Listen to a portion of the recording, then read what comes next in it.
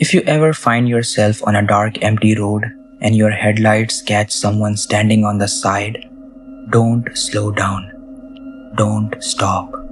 Don't even look at them. Just drive.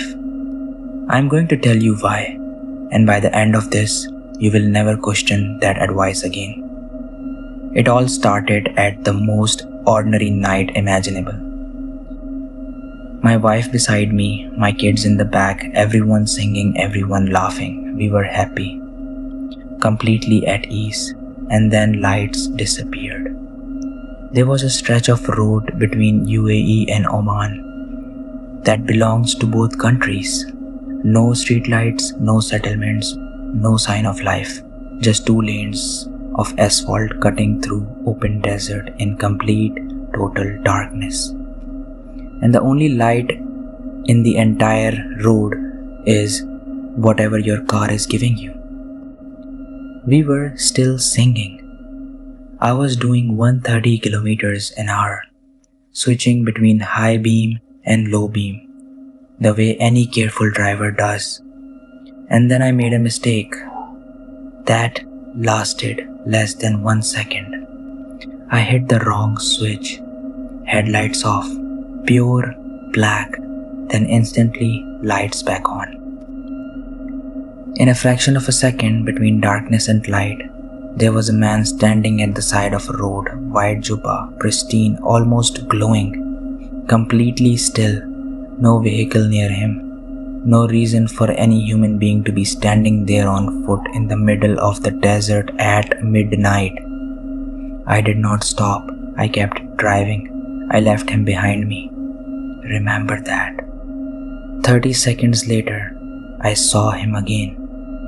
Not in my mirror, in front of me. I was doing 130 kilometers per hour. I had not braked. I had not stopped. That man was behind me and now he was ahead of me. Same white jubba, same stillness, waiting in my headlights like he had never moved at all. Tell me, what explanation do you have for that? Because I had none. I pressed the accelerator and told myself I would pass him. I could not. The distance never closed. He stayed exactly ahead of me at 130 kilometers an hour, perfectly still, like my car was running in a loop and the road kept bringing me back to the same point. And this is the moment everything inside the car changed. My kids stopped singing, my wife went silent, and the car, which was 1 minute ago the happiest place in the world, felt wrong. Not cold, not loud, just deeply, completely wrong. Stay with me because it gets worse.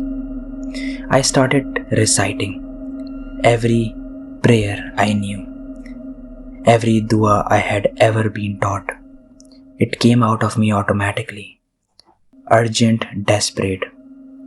My voice was shaking. My hands were shaking.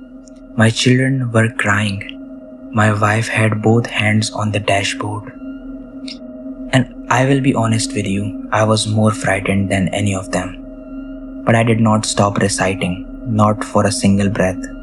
And then without drama, without a final scare, without any warning at all, he was gone. Just road, empty desert, stars.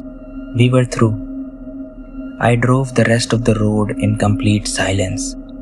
We didn't speak about it for days, and when we did, we didn't speak for long. Because some things don't get easier when you examine them. Whatever was on the road that night, whether it was a test, a warning, or something that simply lives in dark places between countries, between ours, between the world you know and the one you don't, I cannot tell you.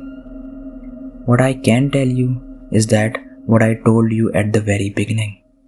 Dark road, someone standing where no one should be. Don't slow down. Don't stop. Don't even look. Just drive. and don't stop praying until the lights come back.